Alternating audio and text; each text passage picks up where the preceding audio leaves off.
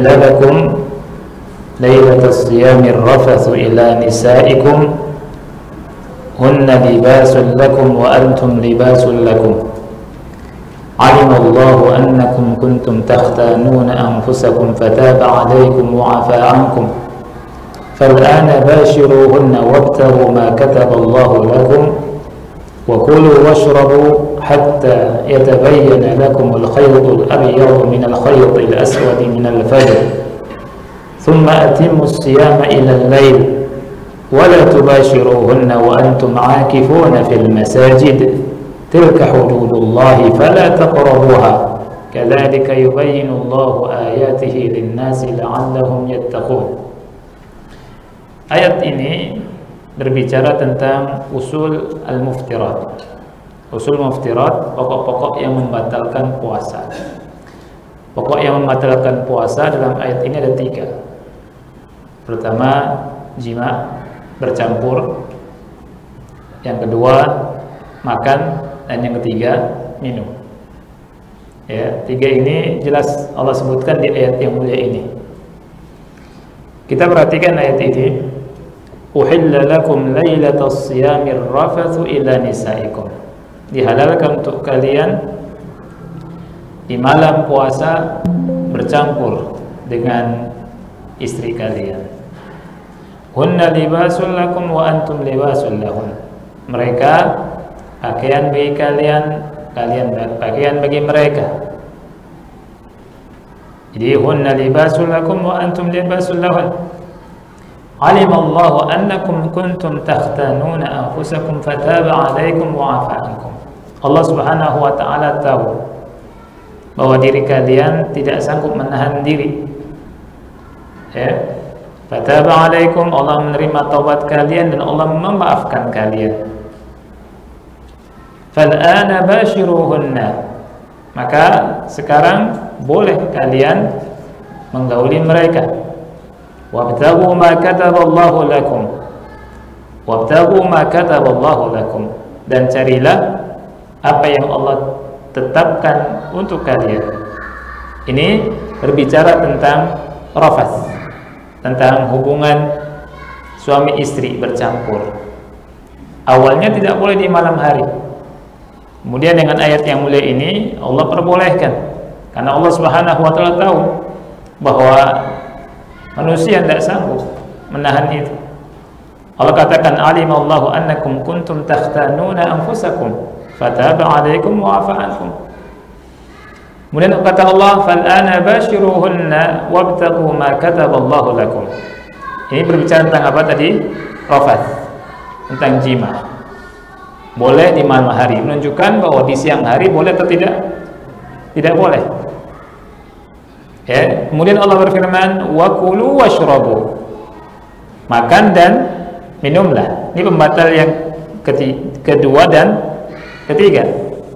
Wa kulu washrabu, makan dan minumlah hatta yatabayyana lakumul khaytul abyadu minal khaytil aswadi minal fajr. Makan dan minumlah sampai kapan batasnya? Hatta yatabayyana lakumul khaytul abyadu minal khaytil aswadi minal fajr. Sampai jelas perbedaan bagi kalian antara benang putih dan benang hitam dari waktu fajar. Maksudnya apa? Maksudnya sampai fajar. Perintah di sini wa kulu washrabu, perintah yang bentuknya kata ulama mubah. Ya, wa kulu washrabu, makan dan minumlah. Perintah bentuknya mubah. Tetapi ketika ada dalil makan dan minum itu disunnahkan, maka menjadi sunnah. Yang ada dalil disunnahkan adalah makan sahur dan minum di sahur. Ya, karena Rasulullah SAW bersabda tasaharu fa inna fis sahuri barakah. Sahurlah kalian karena di sahur itu ada keberkahan. Ya, walaupun dengan seteguk air minum. Ini. Wa kulu washrabu, makan dan minum sampai kapan? Terbit fajar, sampai jelas fajar. Fajarnya sampai, yang dimaksud fajar apa ikhwan? Fajar shadiq, bukan fajar kadhib. Fajar shadiq ini fajar yang nampak jelas sebelah selatan dan sebelah utara, bersambung dengan ufuk, muttasil bil ufuk. Yang setelahnya terang. Ada fajar namanya fajar kadhib, yang membentang di atas terang, habis itu gelap lagi. Ulama berkata antara fajar kadhib dengan fajar shadiq sekitar setengah jaman. Seperti Syekh Nasir Sa'di rahimahullah berkata demikian, sebagaimana disebutkan oleh Syekh Muhammad bin Shalih Al-Utsaimin rahimahullah taala. Lihat, hatta yatabayyana lakumul khaytul abyadu minal khaytil aswadi minal fajr. Setelah itu, tsumma atimus siyama ilal lail. Kemudian sempurnakanlah puasa ilal lail, sampai malam. Malamnya adalah dibatasi dengan terbenamnya matahari. Ya, tsumma atimus siyama ilal lail. Wala tubashiruhunna wa antum aakifuna fil masajid. Dan jangan menggauli istri ketika kalian beriktikaf di masjid. Fil masajid. Apa yang dimaksud dengan masjid di sini? Tempat yang dibangun untuk ibadah secara umum. Ini masjid. Diwakafkan. Ini masjid. Adapun yang bukan secara umum maka bukan masjid. Seperti misalkan mushola di rumah. Ini bukan masjid. Ya. Makanya tidak boleh iktikaf di mushola rumah atau di hotel. Karena ada sebagian orang iktikaf di hotel. Ini gimana ceritanya? Tapi gimana kok berhubungan ketika iktikaf di masjid? Ceritanya gimana? Ada dua kemungkinan. Bisa jadi yang iktikaf itu istrinya juga ikut iktikaf. Ya tidak? Maka kata Syekh Utsaimin dilarang di sini. Jangan sampai berdekatan nih. Gitu. Jangan sampai melakukan hubungan intim. Atau orang yang iktikaf kan boleh keluar rumah, boleh keluar masjid ketika ada hajat. Ketika ada hajat, misalkan di masjid tidak ada yang menyediakan makan dan minumnya, dia maka boleh pulang untuk sahur atau boleh ada keperluan. Nah, ketika pulang ke rumah nggak boleh bercampur dengan istri karena bisa membatalkan i'tikafnya. Ya.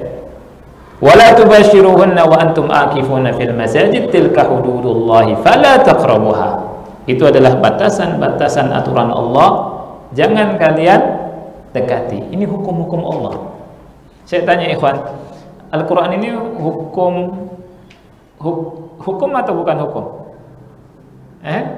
Al-Qur'an kitab hukum atau bukan?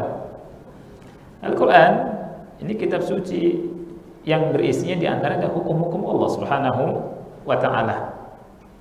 Tilka hududullah fala taqrabuha. Itu adalah hukum-hukum Allah, batasan-batasannya jangan kalian dekati. Ya. Kemudian Allah berfirman, demikianlah Allah Subhanahu wa ta'ala menjelaskan ayat-ayatnya kepada manusia la'allahum yattaqun. Ada hadis ikhwan fillah yang berkenaan dengan ini. Al-Imam Al-Bukhari menurunkan hadis Adi bin Hatim dalam kitab tafsirnya. Di antaranya bawakan yang di Sahih Muslim. Ya, haddatsana Abu Bakar ibn Abi Syaibah, haddatsana Abdullah ibn Idris an Husain an Sya'bi an Adi bin Hatim radhiyallahu an. Imam Muslim rahimahullah menurunkan sanadnya sampai ke dari Abu Bakar bin Abi Syaibah sampai ke Adi bin Hatim. Dia berkata, lamma nazalat, ketika turun, hatta yatabayyana lakumul khaytul abyadu minal khaytil aswadi minal fajr. Ketika turun ayat ini, surat Al-Baqarah ayat 187. Ini ada akidah di sini, ikhwan. Turun dari mana ke mana? Dari atas ke bawah. Yang nurunkan siapa? Allah. Berarti Allah di mana? Di atas. Allah di atas. Ini akidah. Qala lahu Adi bin Hatim. Adi bin Hatim berkata, ya Rasulullah, wahai Rasulullah, inni aj'alu tahta wisadati iqalain. Aku menjadikan di bawah bantalku dua iqal. Dua iqal artinya dua benang. Adi bin Hatim menafsirkan surat Al-Baqarah 187 dengan penafsirannya sendiri. Beristihad. Ya. Beliau katakan iqalan abyad wa iqalan aswad. Satunya berwarna putih, satu berwarna hitam. A'riful laila minan nahar, agar aku tahu malam dari siangnya. Faqala Rasulullah sallallahu alaihi wasallam, Rasul sallallahu alaihi wasallam bersabda, inna wisadataka la'arid, sesungguhnya wisadahmu, bantalmu itu luas sekali. Kata Rasul SAW, bantalmu luas. Karena apa? Menutupi ufuk bantalnya. Ya. Karena maksud dari benang putih, benang hitam itu apa? Fajar yang membentang di langit sampai ke ufuk. Ya. Nah, kalau gitu kata Rasul, bantalmu itu luas. Ini candanya Rasul sallallahu alaihi wasallam. Ya, muda'abahnya Rasul sallallahu alaihi wasallam. Bantalmu luas sekali Adi bin Hatim, gitu ya. Innama huwa sawadul lail wa bayadun nahar. Sesungguhnya maksud dari al-khaytul abyad dan al-khaytul aswad adalah gelapnya malam dan terangnya siang. Ikhwah yang Allah muliakan, sedikit saja ana akan memberikan atau membacakan faedah yang bisa kita ambil, pertama dari ayat, yang kedua dari hadis tadi. Kalau dari ayat, faedah yang pertama, Allah Subhanahu wa taala memubahkan bagi kita untuk makan, minum dan bercampur di malam hari sampai fajar. Ya. Hatta yatabayyan al-fajr. Ini hukum. Boleh bercampur, boleh makan, boleh minum sampai fajar. Nah, tiga ini disebut di ayat ini. Dan inilah namanya usul al-muftirat, pokok-pokok yang membatalkan. Yang lain dari hadis. Ya. Kemudian yang kedua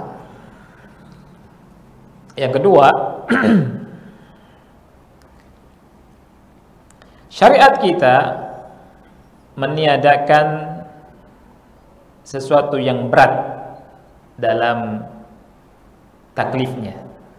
Artinya syariat itu tidak berat, gitulah ya. Jadi intifa'ut taklif bima yasyuk. Syariat kita tidak berat.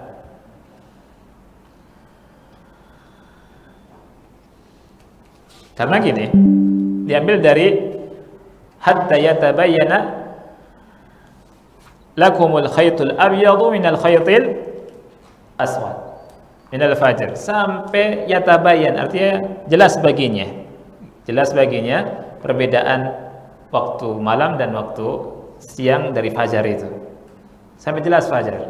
Makanya kalau ada dua orang ini, satu mengatakan, kita bilang ke orang itu, coba fajar belum? Ya, nggak ada jam, nggak ada apa, ya, fajar belum? Yang satu bilang sudah fajar, yang satu bilang belum fajar. Untuk masalah ini kata Syekh Utsaimin, kita terima yang mengatakan belum waktu fajar. Artinya masih boleh makan dan minum sampai jelas, hatta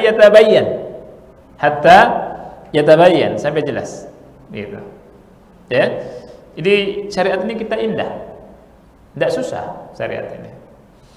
Yang ketiga, annahu law tala'a al-fajr alaihi wa huwa yujami'u imra'atahu thumma naz'a fa innahu la itsma alaihi. Kalau ada orang yang menggauli, mencampuri istrinya, kemudian terbit fajar, kemudian dia menyudahi, selesai, terbit fajar nih, maka tidak berdosa baginya dan tidak bayar kafarat. Ini pendapat yang benar. Ada sebagian ulama mengatakan bayar kafarat. Ya, walaupun dia nggak tahu, tetap bayar kafarat. Ini tidak benar. Yang benar adalah tidak berdosa dan tidak bayar kafarat. Ini pendapat dari Syekh Muhammad bin Shalih Al-Utsaimin rahimahullahu taala. Karena Allah berfirman, hatta yatabayyana lakumul khaytul abyadu minal khaytil aswadi minal fajr, sampai yatabayyan. Ya, ketika ada di antara kaum muslimin yang bercampur dengan istrinya, kemudian masuk waktu fajar, ya, dia menyudahinya, tidak bayar kafarat dan dia tidak berdosa dan lanjutkan puasanya. Yang keempat, annal janabah la tamna'u in'iqad as-shaum. Junub tidak menghalangi keabsahan puasa. Junub tidak menghalangi keabsahan puasa. Ya, jadi seandainya ada di antara kaum muslimin di malam hari bercampur dengan istrinya atau mimpi, kemudian bangun ternyata pas waktu fajar masuk, ya, dia puasa atau tidak puasa? Puasa, lanjutkan mandi, sholat subuh, selesai. Atau waktu mepet nih, kalau mandi nggak sahur, kalau sahur masuk adzan, mandinya nanti pas setelah fajar. Mana yang diutamakan? Ya, sahur dulu nggak apa-apa. Ya, sahur dulu, kemudian mandi. Nah, jadi subhanallah, ini indah sekali syariat Islam ini. Baik, sekarang faedah dari hadis. Faedah dari hadis Adi bin Hatim. Yang pertama, anna man akala fin nahari jahilan fala qada'a alaih. Orang yang makan atau minum di siang hari didasari karena kebodohan, ketidaktahuan tentang hukum dari tidak bolehnya makan dan minum, ya, puasanya sah. Puasanya sah. Kalau ada di antara kita makan minum siang hari dia karena jahil, ya, dia bilang, oh nggak tahu nih hukumnya nih. Mungkin saja ada orang baru masuk Islam, kan orang kafir masuk Islam, kemudian dia puasa, tetap wajib puasa bagi dia. Ya, misalkan masuk Islamnya tanggal 15 Ramadan di tengah hari, kemudian di tanggal 16-nya puasa, belum tahu hukumnya, tetap wajib puasa, kemudian di siang hari makan minum. Woi mas, kamu lagi puasa, ayo puasa. Oh nggak puasa, batal nih, gitu ya. Anda nggak tahu, kata dia, nggak tahu hukumnya kalau nggak boleh makan dan minum. Kalau gitu lanjutkan puasa, puasanya sah. Puasanya sah, ya. Tidak kita katakan, oh ente batal puasanya, ya. Nah, karena Adi bin Hatim, ikhwani fillah, itu makan dan minum sampai fajar telah masuk. Dia sambil makan sambil minum lihat apa? 2 benang itu. Belum jelas-jelas ini. Gelap, ya deh. Di masa itu nggak ada listrik, dan listriknya atau penerangannya terbatas. Lihat tidak ada perbedaan antara yang putih dan yang hitam nih, nggak ada perbedaan. Gitu. Dia makan minum sampai waktu fajar masuk. Gitu. Ini syahid nih. Adi bin Hatim tidak diperintah sama Rasul SAW untuk mengulangi puasa. Tidak diperintah. Ya. Oleh karena itu ikhwati fillah juga, kalau ada orang yang jahil itu, Anda pernah nulis, Anda pernah share, jahil itu ada 2. Jahil bil hukum wa jahil bil hal. Bodoh tentang hukum syariat, bodoh tentang kondisi. Kalau Adi bin Hatim bodoh tentang hukum syariat, dia nggak tahu sampai sudah masuk. Ada yang bodoh tentang kondisi, tidak tahu tentang kondisi. Hadis siapa? Hadis putrinya Abu Bakar Siddiq radhiyallahu anhu pernah melakukan, dia makan, ya, makan di waktu matahari, di waktu apa? Berawan, ya, langit berawan, gelap. Beliau sangka sudah terbenam matahari, makan. Selesai awan hilang, ternyata matahari belum terbenam. Ya, Rasulullah SAW tidak memerintahkan untuk mengqadha puasanya. Oleh karena itu, ketika antum di sebuah tempat, oh ini kayaknya sudah buka nih, udah buka, nggak ada jam lagi, nggak tahu juga, boleh tidak buka, dan ternyata kalau misalnya matahari masih ada, batal tidak? Jawabnya tidak batal. Jawabnya tidak batal. Ini rukhsah, keringanan. Nah, jadi syariat kita ini indah. Allah Subhanahu wa taala dasarnya adalah firman Allah Subhanahu wa taala surat Al-Baqarah 286, Rabbana la tu'akhidna in nasina aw akhtana. Kata Rasulullah SAW, kata Allah berfirman, qad fa'alt, aku telah melakukannya. Wahai Rabb kami, janganlah kau siksa kami kalau kami lupa atau kami melakukan kesalahan. Faedah yang kedua, ikhwan fillah, dari hadis tadi adalah husnu khuluqin Nabi sallallahu alaihi wasallam wa annahu yamzahu ahyanan. Hadis yang mulia ini menjelaskan tentang akhlak Nabi yang baik, yang bagus. Yang Nabi sallallahu alaihi wasallam terkadang yamzah, bergurau. Ya, Nabi sallallahu alaihi wasallam bergurau dengan Adi bin Hatim. Kata Nabi sallallahu alaihi wasallam, "Inna wisadataka la'arid." Bantalmu gede, luas, padahal bantalnya cuma segini doang. Ya, kok bantal bisa nutupi ufuk? Ya, bisa sampai ufuk. Ini candanya Rasul sallallahu alaihi wasallam, dan boleh bercanda. Ya. Kita sama keluarga canda, suami sama istri canda, istri sama suami canda, sama anak canda, sama kawan canda, sekali boleh. Tapi jangan sering. Ya, sesekali dibolehkan supaya tidak gersang canda. Dan canda ada batasnya. Ya, aturannya canda itu tidak boleh berkaitan dengan syariat. Jadi kalau bercanda dalam perkara syariat nanti baru nggak boleh. Masalah jenggot, masalah hukum Islam, masalah puasa, masalah sholat. Mas, sholat mas, enggak, sholat kan nomor 2. Nah, itu canda nggak boleh tuh. Ya, ayo sholat mas, enggak kan nomor 2. Ini canda boleh nggak ini? Nggak boleh karena berkaitan dengan hukum syariat. Kata siapa sholat nomor 2? Ya, kata dia. Ya, tapi kalau nomor 2 berarti dia harus bersyahadat dulu. Ya tidak? Nah, kalau orang Islam sholat nomor 1, karena di akhirat Rasul bersabda, awwalu ma yuhasabu bihi al-'abdu yaumal qiyamah as-shalat. Amalan yang pertama kali dihisab pada hari kiamat adalah apa? Sholat. Ya, sholat. Jadi kalau orang berkata sholat nomor 2 berarti dia belum muslim, takutnya kafir dia. Yang ketiga, terakhir, Nabi SAW tidak mencela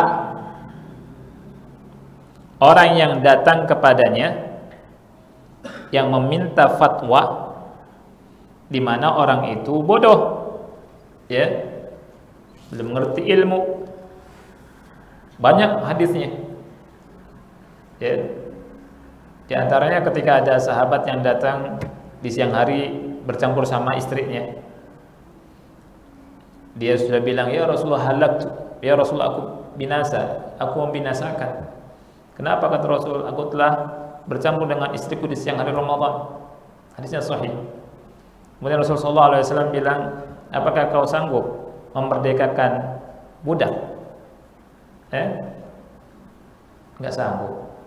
Apakah engkau sanggup puasa 2 bulan berturut-turut? Enggak sanggup juga. 2 bulan berturut-turut maksudnya apa, Ikhwan? Kalau sebulan setengah batal, ulangi lagi dari awal. Berturut-turut. 1 bulan aja susah, gimana 2 bulan? Dia bilang enggak sanggup. Apakah kau sanggup kasih makan 60 orang miskin? Dia bilang enggak sanggup. Rasul diam akhirnya. Kemudian ada sahabat yang bawakan sekantong korma. Kata Rasul, "Mana yang tadi bertanya?" "Aku ya Rasulullah." Kata Rasul, "Sedekahkan." Kemudian dia bilang, "Apakah saya harus sedekahkan kepada orang miskin?" "Ya Rasulullah, enggak ada orang yang lebih miskin dari keluarga kami." Ya. Kemudian Rasulullah SAW malah senyum. Kata Rasul, "At'imhu ahlak." Kalau gitu, berilah makan untuk keluargamu. Subhanallah. Datang takut, sedih, pulang senang. Subhanallah. Rasul sallallahu alaihi wasallam bermuamalah dengan muamalah yang indah. Rasul nggak bilang dasar goblok kamu, bego, pao, tolol, nggak semua, atau binatang keluar, enggak. Rasul sallallahu alaihi wasallam bermuamalah dengan muamalah yang indah, yang baik. Walaupun datang dengan melakukan perbuatan yang terlarang. Ya. Tapi Rasul bermuamalah dengannya dengan muamalah yang sangat indah. Ini Islam, ikhwan fillah. Tidak ada Islam itu kenceng-kenceng yang nggak karuan, yang nggak jelas, nggak ada. Ya. Nah, itu. Dan di sini juga ketika Adi bin Hatim melakukan kesalahan, ya, dia masih makan minum sudah waktu fajar. Lihat nggak jelas-jelas tuh benang tuh, ya nggak jelas orang di dalam, di bawah bantal, tahta wisadah di bawah bantal. Rasul nggak marah. Rasul malah mengatakan, inna wisadataka la'arid. Wahai Adi bin Hatim, sesungguhnya bantalmu luas sekali, gede banget bantal itu, sampai nutupi ufuk. Ya, itu. Jadi inilah akhlak dari Rasul kita yang mulia alaihi salatu wasalam. Dan dari sini kita mengetahui wanafillah bahwa pembatal-pembatal puasa tidak dikatakan batal kecuali dengan 3 syarat. Syarat yang pertama harus berilmu, bukan karena bodoh. Kalau karena bodoh tetap sah puasanya tadi, ya kan? Walaupun makan di siang hari. Yang kedua, karena dasar zikir, bukan karena lupa. Kalau lupa tidak mengapa. Dan ada nas, Rasulullah SAW bersabda, barang siapa yang makan dan minum dalam keadaan puasa, falyutim saumahu, hendaknya dia melanjutkan, menyempurnakan puasanya. Karena apa? Karena sesungguhnya yang ngasih makan dan minum hakikatnya adalah Allah Subhanahu wa taala. Jadi kalau misalkan ada di antara kita di siang hari lupa, kayak kita di awal-awal puasa Ramadan, kadang haus, mau bawanya mau megang air minum aja. Banyak di antara kita sudah leres masuk minum di siang hari dalam keadaan lupa, batal tidak? Tidak batal. Kata Rasul, falyutimma shaumahu, sempurnakan puasanya, tidak batal. Ya. Tapi gimana nih? Pas lagi tinggal sesendok lagi, ingat. Ya, seret di sini. Lanjutin minum atau bagaimana?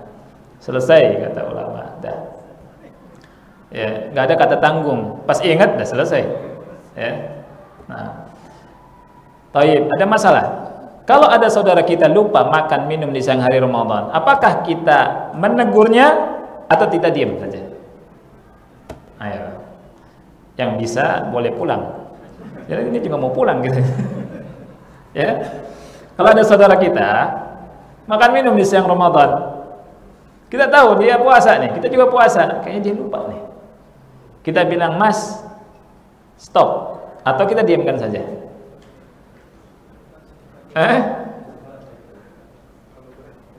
Kenapa?